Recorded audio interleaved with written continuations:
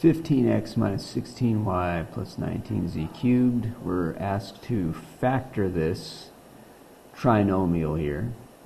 And what we're going to do is we're going to first look at the letters and see if they have any letters in common. So we've got an x squared here, we got a y, we got a z cubed. So none of that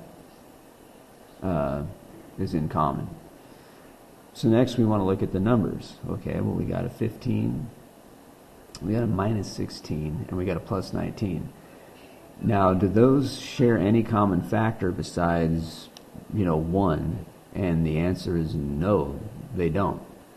19 is a prime number, and 15 and 16 they don't have any common factors. So this is what they call prime. Can't factor it. Alright, next, problem 30. We got x to the fifth, x to the third, x squared plus x. No coefficients. We're just dealing with the variables here. They're all x, so they all have that in common. So we need to look at the powers.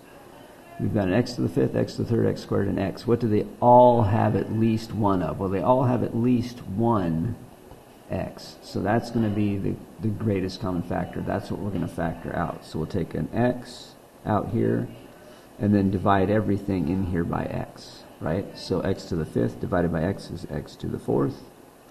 X to the third divided by x is going to be x squared.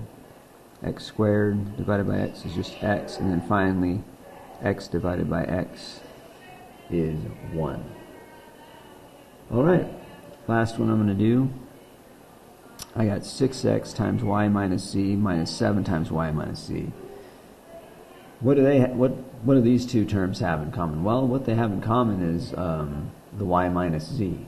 And so what I'm going to do is just factor out the y minus z. So we'll take the y minus z out, and then what I'm left with is 6x minus 7.